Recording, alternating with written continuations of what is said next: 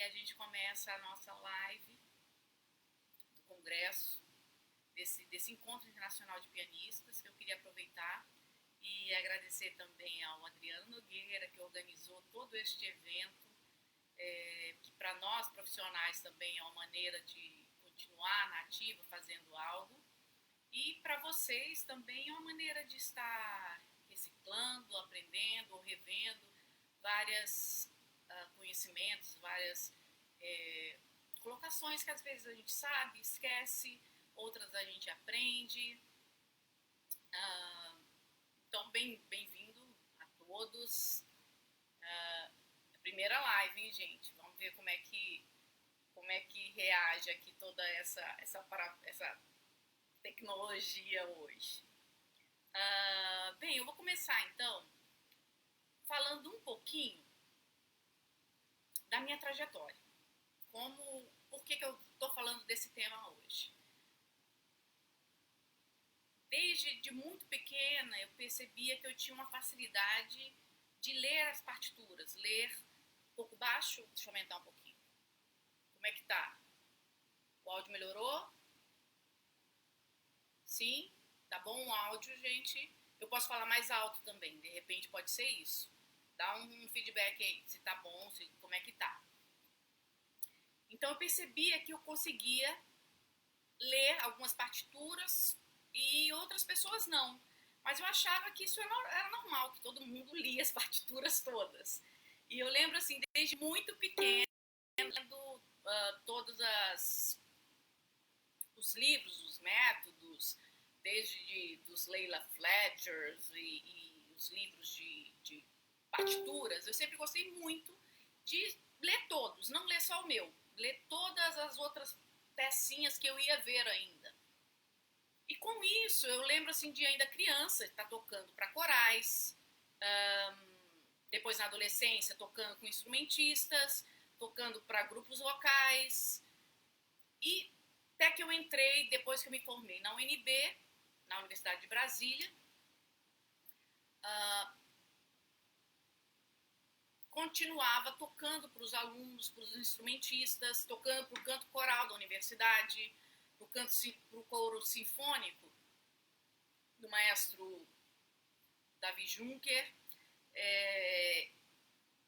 e com essa facilidade que eu percebia, não sabia como eu fazia, na verdade, né? Hoje, depois de algum estudo, eu já tenho mais noção do que necessita se fazer. Fiz o mestrado em performance, em pianística, tocando repertório solo, concerto de Prokofiev, estudo de Rachmaninoff, todo o repertório de um pianista solista. Mas, ao mesmo tempo, também eu estava na Escola de Música de Brasília, como professora. E lá, como professora de piano, aos poucos foram também me puxando para a correpetição, que se falava, né? Então, para tocar com os cantores, para tocar com os instrumentistas. E nisso, eu acabei estando com toda a minha carga horária na parte de correpetição, de acompanhamento, e parei um pouco de dar aula de piano justamente porque era requisitado esse serviço e essa atividade. Já no doutorado, eu tive a oportunidade de fazer um curso realmente focado exatamente na área de música de câmara e acompanhamento. Foi o doutorado na Florida State University, que então eu pude compreender melhor e me aprofundar em toda essa área. Como? As disciplinas todas eram ao redor disso, então era literatura vocal, lead, literatura de canção francesa, literatura de canção inglesa, literatura de música de câmara com piano e cordas, literatura de música de câmara e com piano e flauta, técnicas de ensaio. E eu era bolsista da universidade e o meu trabalho na universidade era exatamente tocar os recitais finais dos instrumentos de mestrado, de doutorado, por exemplo, recital final de trombone, doutorado, recital final de mestrado em voz. E tudo isso fazia parte, então, o meu repertório era o repertório dos instrumentistas, dos cantores. E assim eu fui pegando mais segurança em tudo que eu estava fazendo e, obviamente, aprendendo mais repertório dos mais diversos, tanto barrocos com flauta, que foi outra disciplina que eu tive que fazer também, de cravo, de baixo contínuo e do Baroque Ensemble, né, que era o grupo de música barroca também, num instrumento de época, num cravo exatamente, para fazer e conhecer todas essas facetas de acompanhamento, de tocar. Muitos instrumentistas estranham ou acham engraçado que tem que ensinar o pianista a acompanhar, a tocar em conjunto.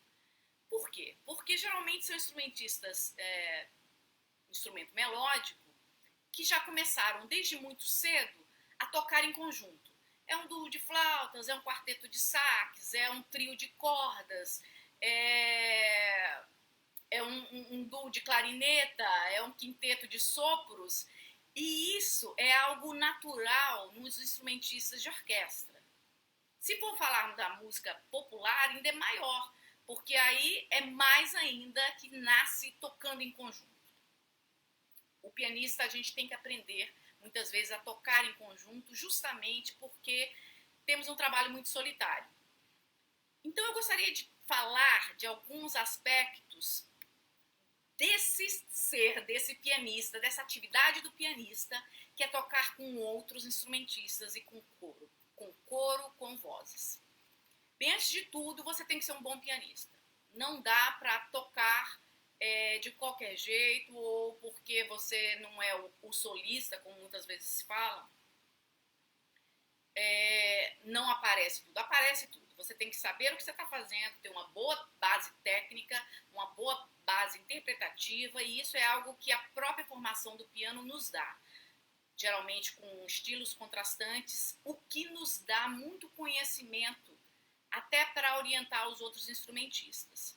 E tem que gostar de tocar com as pessoas. Tem vários termos, antes de começarmos assim, entrar no assunto mesmo, que falam de pianista acompanhador, pianista colaborador, pianista correpetidor, pianista coach. Eu hoje não vou entrar nessa discussão. Tem várias dissertações, várias teses que já falam disso, que aprofundam. Se quem quiser, depois eu posso deixar alguma bibliografia sobre o assunto. Mas, em inglês tem se usado muito collaborative, que seria o que em português a gente traduziu de colaborador, que é geralmente o que a gente usa para o acompanhador ou colaborador. E eu acho que aqui em Portugal, que agora eu estou em pós-doc aqui em Portugal, então usam muito colaborador também. Correpetidor, coach e preparador tem uma ênfase mais no ensino.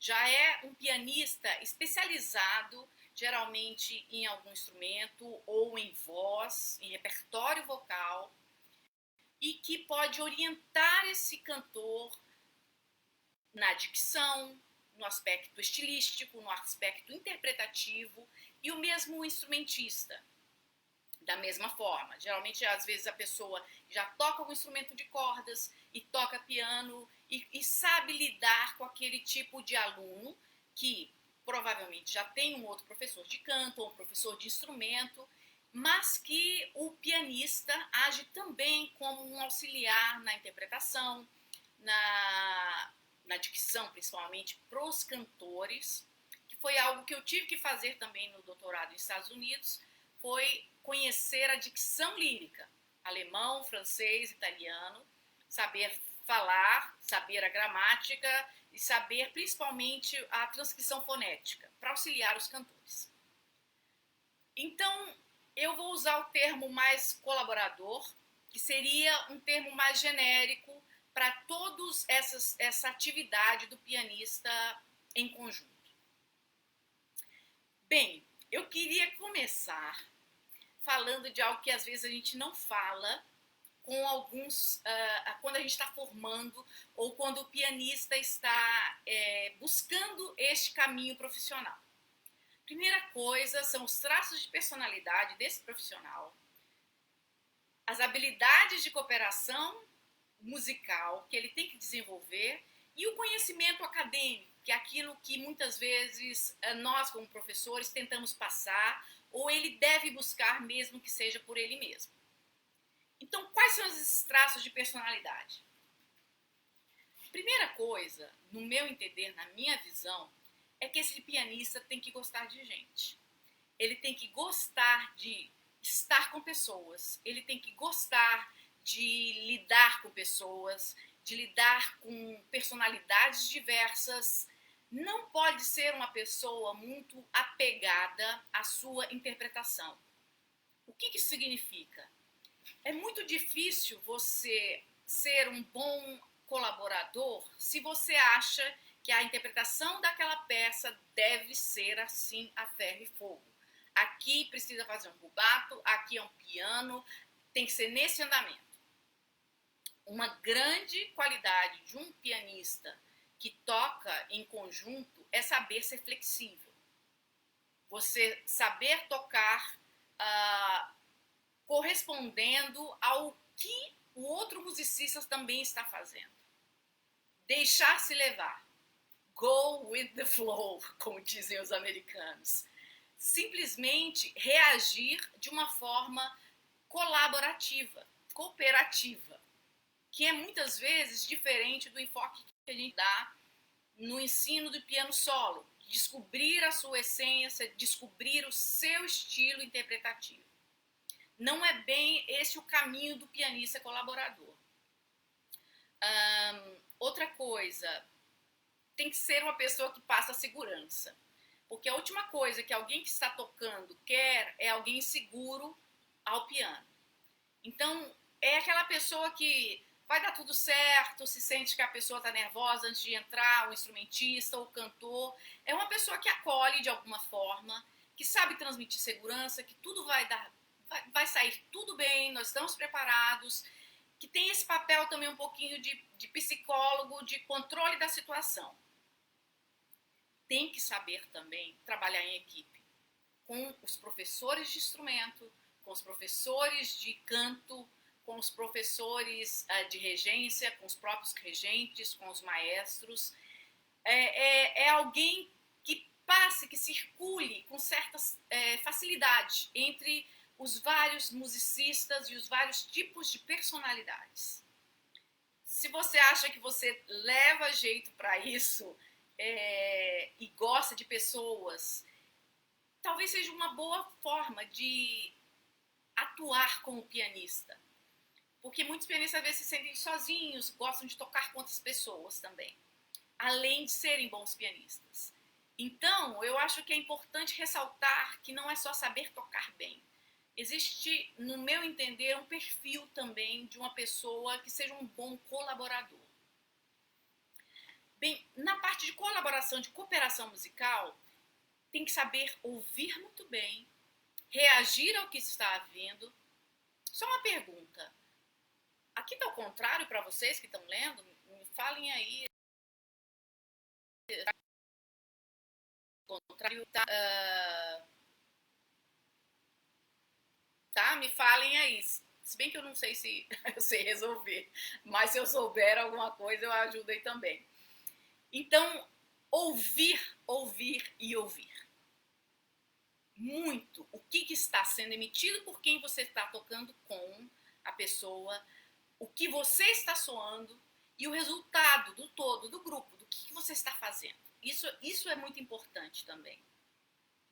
Martin Katz afirma que apenas 10% do sucesso de uma colaboração ainda poderá ser atribuído a uma habilidade mística de intuir o que o parceiro fará a seguir. São coisas que às vezes a gente não tem como ensinar. Eu estou começando pelas coisas que às vezes a gente não tem como ensinar.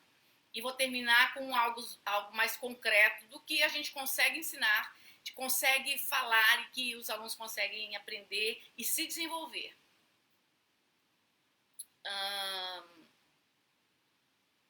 Esse daqui é um quadro bem famoso do Kurt Adler, das áreas de atuação do pianista. Não sei se vocês conseguem ver bem. mas tem o pianista como solista, camerista, acompanhador, isso é de 76, provavelmente hoje seria o colaborador, o correpetidor coach e o professor de piano. Algumas das atuações. Hoje em dia a gente pode falar também de... Você pode compor, você pode trabalhar com edição, você pode fazer com várias outras coisas também, né? Mas puxando aqui pela parte do acompanhador, eu gostaria só falar do camerista, que é um pouco... A atuação do pianista num grupo de câmara é diferente, tá? Hoje nós estamos falando desse pianista colaborador, que geralmente não tem um grupo fixo, ele vai tocando à medida que necessitam dele, muitas partituras, muita leitura à primeira vista, muito conhecimento prévio para chegar e resolver em pouco tempo o que, às vezes, um pianista camerista tem tempo, daqui a 3 meses nós temos um recital de um quarteto de Brahms, um quinteto de Brahms, então a gente vai ter tempo de ensaiar e preparar essa partitura. Essa é outra atividade, é um pianista colaborador, é um mais que aqui resolve mais rapidamente. O que não impede que o camerista também seja isso, é só uma questão de atuação. Acompanhador, instrumental, vocal, coral, dança. O correpetidor, que seria atuando mais como professor na área vocal, instrumental também. Esse é um quadro que eu ampliei, baseado no de Adler, que tem um pouquinho na área vocal ainda uma subdivisão de canção de câmara, que muitas vezes os pianistas se identificam mais com a parte vocal e com ainda a canção de câmara, não com ópera. Outros se identificam com ópera, outros se identificam com musical, outros adoram trocar para coral e sabem, conhecem bastante do repertório de coral também. Outro aspecto aqui do instrumental seria de tocar com os instrumentos solistas, de sonatas, duos, trios, ou tocar em orquestra também. E dança, que é outro aspecto também que a gente não vai falar hoje, que é o preparo do pianista para tocar com balés, que é outra preparação e outras habilidades que o pianista teria que desenvolver. Ok, seguindo. Então vamos para a parte que a gente consegue ensinar, mostrar nas universidades, fazer disciplinas. Um detalhe, só que eu gostaria de ressaltar. Em 2010 eu venho trabalhando com o ensino formal da piano colaboração, piano acompanhamento. Então, isso tem variado, tem feito várias experiências de como organizar o repertório, organizar o material para que o aluno aprenda mais rápido ou que aprenda a como reagir e como atuar como um colaborador. Então, nesses últimos 10 anos, eu tenho testado vários modelos. Essa palestra que eu estou dando hoje, eu organizei, ela está até organizada de uma maneira um pouco diferente também. Que primeiro falando dessas características pessoais, para depois entrar na parte mais de formação educacional na academia, nas universidades ou na escola que for. Então vamos lá. Nesse conhecimento mais, como eu diria, mais pragmático, quais são os conhecimentos que esse pianista deve ter? As especificidades dos instrumentos e da voz.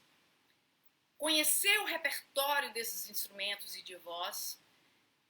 Como fazer diferenças timbrísticas quando você está acompanhando música de câmara ou uma peça, um duo, e quando é uma redução de orquestra, você está tocando um concerto para clarineta e orquestra, e você está fazendo a redução da orquestra, ou quando você está tocando ópera, que você está tocando é só a redução da orquestra realmente.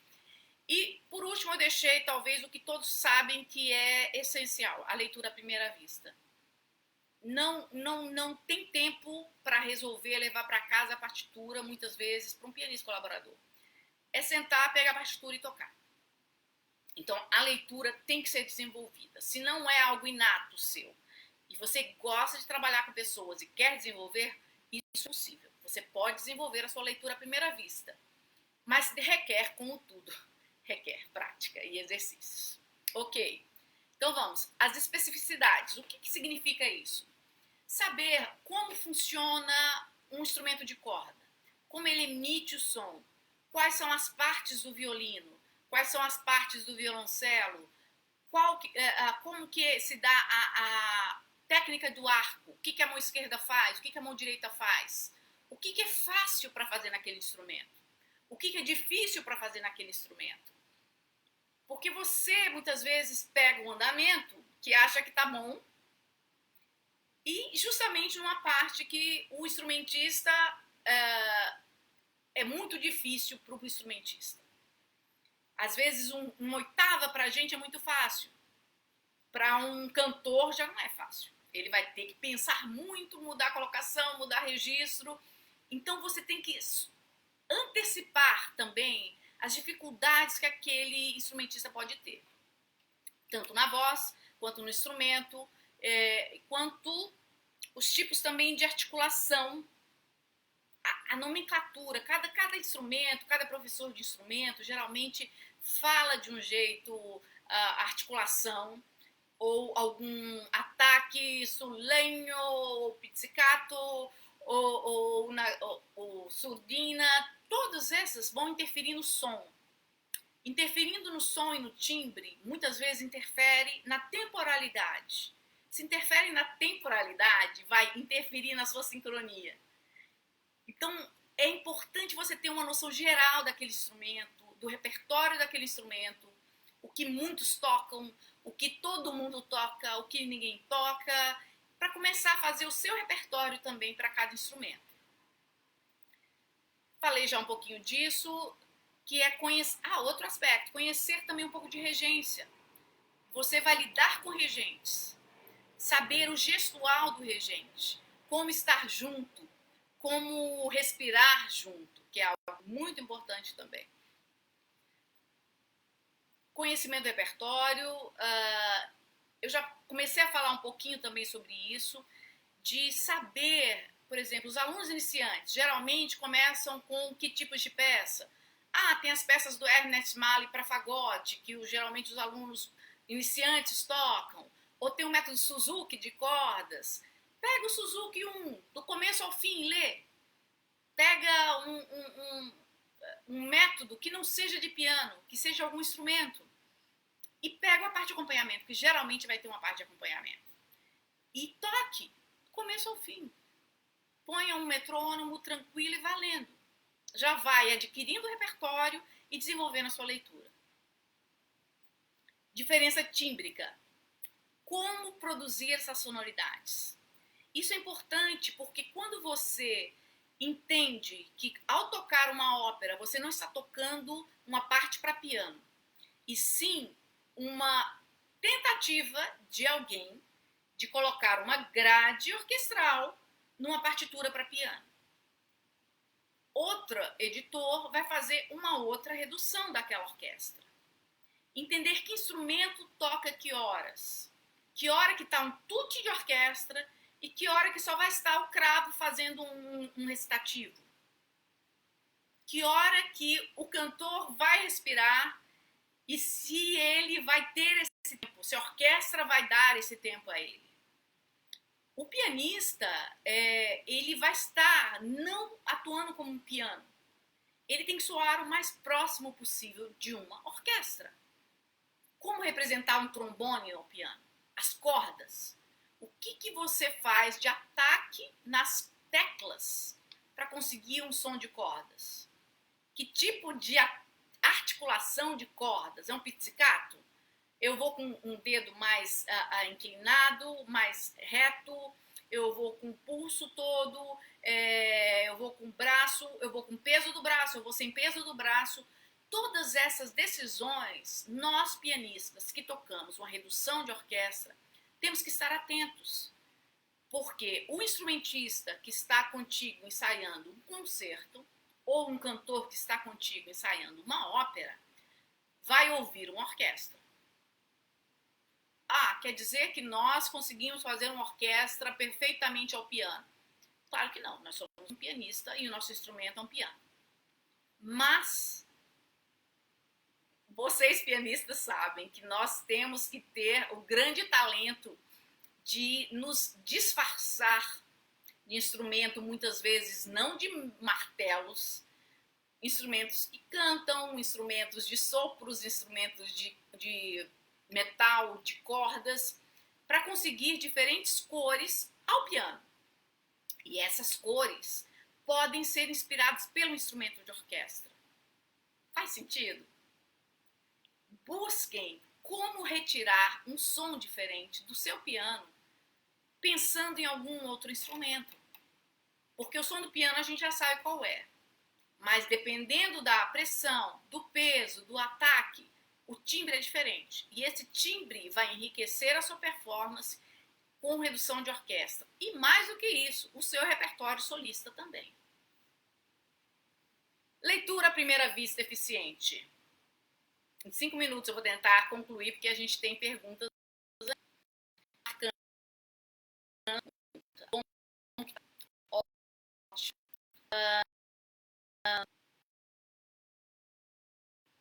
A tela do iPad não está aparecendo. Ela está com brilho?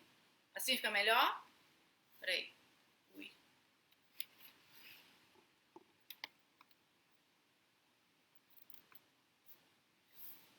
Aí, ficou melhor? Ok. O que as pesquisas nos mostram, nos falam sobre leitura à primeira vista? Tem muitas pesquisas sobre o movimento do olho, o que o olho capta. Isso é uma grande importância na hora da leitura à primeira vista. Nós devemos focar, deixa eu achar aqui para ler direitinho, em atividades que refinem a percepção, quer dizer, a captação da informação, da partitura, daqueles símbolos, para transformá-la em som. Habilidades sinestéticas, a sensação, a forma, a sua mão já tem que saber qual o movimento para realizar aquele símbolo. A memória, o reconhecimento dos padrões e aquisição do repertório e as habilidades de solução dos problemas. O que é isso? É improvisar e deduzir o que vai vir mais para frente. Essas são alguns... Olha esse enquadramento. Ellen falou que eu estou fora do enquadramento. Eu estou ou o iPad? Ou não? Para mim eu consigo ver. Aí. Está fora do enquadramento. Aí. Ficou melhor? Ok. Então vamos ver um pouquinho de cada um e eu vou sugerir alguns exercícios para desenvolver. Ok, a captação de dados, a percepção do seu olho. O que acontece nesse momento? O seu olho traz informações, buscar informação para a sua mão realizar. Como se dá isso? Decodificando padrões, escalas, arpejos, acordes, harmonias. Tudo isso são padrões para o seu olho entender e realizar pela sua mão. Como você pode controlar um pouquinho melhor o seu olhar? Existem pesquisas que realmente colocaram câmeras para ver onde estava o olhar da pessoa quando ela lê uma determinada peça.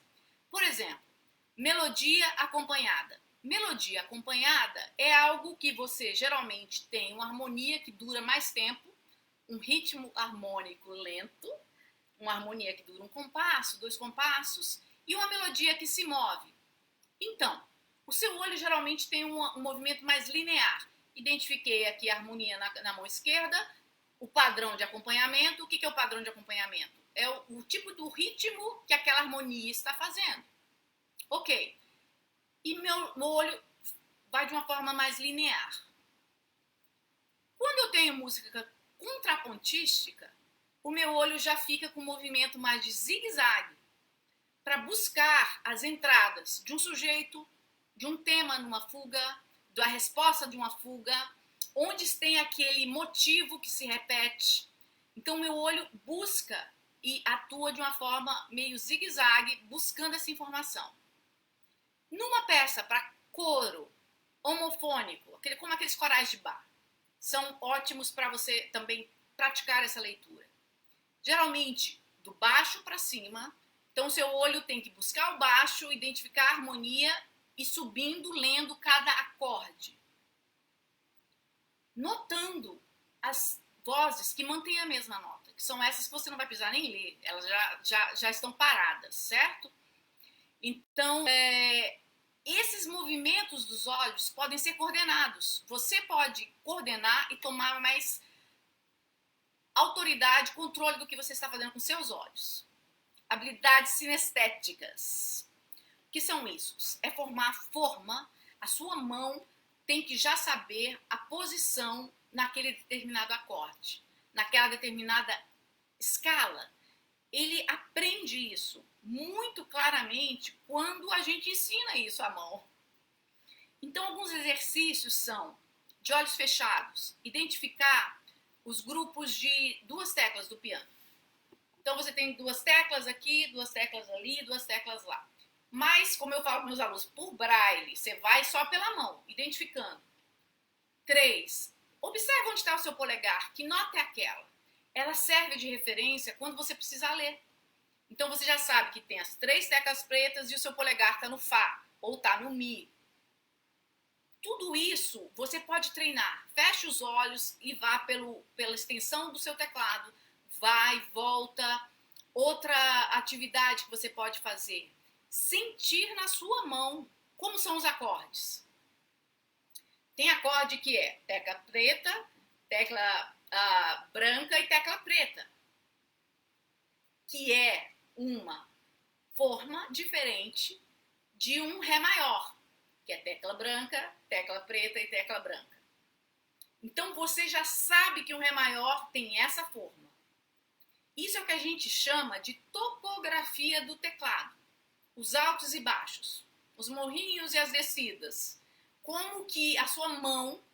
Eu tinha uma professora nos Estados Unidos que falava, é como se fosse um Jeep 4x4. A sua mão tem que se moldar ao acorde que você está. E essa forma, principalmente em música tonal ocidental dos últimos 2, 3 séculos, são muito repetitivas. Sabe o que vai acontecer? Memória. Que tipo de memória? Hoje se sabe que o ser humano possui vários tipos de memórias. Memória auditiva, memória visual, memória sinestética do seu movimento, memória afetiva. Então, use todos os tipos de memória que o seu cérebro tem à disposição na hora da sua leitura. Ok, Gisele, mas que tipo de memória? Uma de curto prazo. Por exemplo, você sabe que aquela sessão vai se repetir lá na frente. Então, quando você tocar, você já sabe que você já passou por aquele caminho, aquelas notas, aquela harmonia. Resgata isso. Não é coisa nova que você está lendo. Você está repetindo. Outro, forma sonata. Você sabe que quando voltar, o tema vai estar na tônica. Isso nos moldes bem quadrados, digamos assim, né? E bem didaticamente expostos. Que não significa que vai ser sempre assim. Mas é bom, às vezes, ter alguns referenciais para já supor o que vai acontecer. Outro exemplo. Aquele tipo de escrita, você já viu em outra canção, em outra peça, em um estudo seu solo? Que emoção que ela evocava? Busque isso e já prepare quando você... Habilidade de resolução de problemas. Problema ninguém quer, né? Mas como que a gente resolve esses problemas quando estiver tocando numa leitura à primeira vista? Como? Deduzindo o que vai acontecer. Você tem que ter uma habilidade de improvisar. Ah, mas eu vou virar o Chick Corea. Não precisa virar Chick Corea, não precisa improvisar. Mas você tem que conhecer um encadeamento harmônico básico em todas as tonalidades. 4, 5, K6-4, um acorde cadencial que volta para uma tônica. Tônica subdominante, dominante. Esse encadeamento. O que é o encadeamento? Manter as notas iguais e passar para a próxima mais perto, tá? Não é tocar um dó maior aqui, um fá lá longe. Não, é um encadeamento harmônico. Isso é base da composição da música ocidental, tonal dos últimos séculos. Então você já vai ter muito mais facilidade conhecendo encadeamentos harmônicos, suas escalas, arpejos, e como isso, às vezes você pega uma xerox que está cortada e você está no acorde dominante. Você não vai parar de tocar. Você sabe o que vai vir depois. Isso eu estou dando um exemplo bem simples, mas você deduz o que vai vir. Então é importante, para finalizar, porque eu já passei bastante da hora. Desculpem, é o Adriano Nogueira, desculpa o horário. Exercite sempre a leitura. Gaste um tempo todo dia, gaste, não, invista um tempo todo dia. Faça disso um hábito. Não se corrija, não volte para corrigir, não ligue qual o dedo que você está tocando. Agora quem está falando é Gisele, pianista colaboradora, treinando leitura. A Gisele, professora de piano, vai falar: pare e ponha o dedilhado exatamente correto, saiba exatamente o que você está fazendo de cada nota. Mas quando você está lendo à primeira vista, você quer o resultado sonoro. Leia, não olhe para suas mãos. Busque decodificar a partitura, passar pelas suas mãos, e seu olho, se ele olha o teclado, ele já perdeu o contato com a partitura. Por isso é importante a memória do teclado no seu dedo. Continue tocando. Ponha devagar, mas mantenha a pulsação. Vá devagar, lendo o máximo, pegando informações musicais, de frases, de harmonia, e volta para arrumar, não volta para arrumar. Vai para a próxima, continua lendo. Você tem que continuar lendo. Põe o prônomo mais devagar, continue lendo. Ah, isso foi errado. Identifica qual foi o seu erro, entenda o seu erro e continue na próxima. Observe tonalidade, padrões de acompanhamento, padrões rítmicos, melodias, mudanças harmônicas. Se prepare antes e quando começar, vá até o final. No final, o mercado para pianistas, colaboradores que gostam e que sabem fazer isso, sempre é algo necessário, sempre está aberto. Nossa, ficou ruim, né? Então, se você gosta de pessoas, está disposto a entender melhor, aqui tem algumas dicas. Seja amigo dos professores de instrumento. A gente aprende muito com os professores de instrumento, professores de canto, o repertório, os termos que se usam com determinado instrumento. Então, busque sempre aprender e tocar. Chame seu amigo cantor, chame seu amigo instrumentista, toque para o coral, toque para música de câmara. E realmente goste dessa atividade, que ela é muito prazerosa. Obrigada. Aqui tem uma bibliografia, mas, novamente, é muito complicado de mostrar aqui. A gente pode enviar depois para quem quiser, ok? Então, agora estamos abertos a perguntas, se tiverem. Se você já escreveu, pode escrever de novo.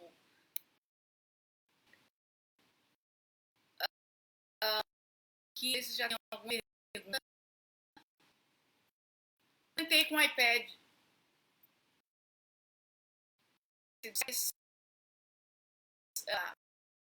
Para perguntas.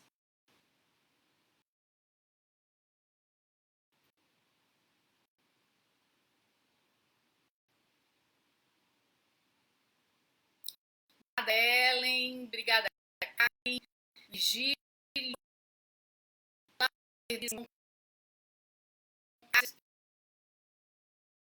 No encontro, aproveitando que vários vão dar as palestras, masterclasses, Maurici Martim, Bernardo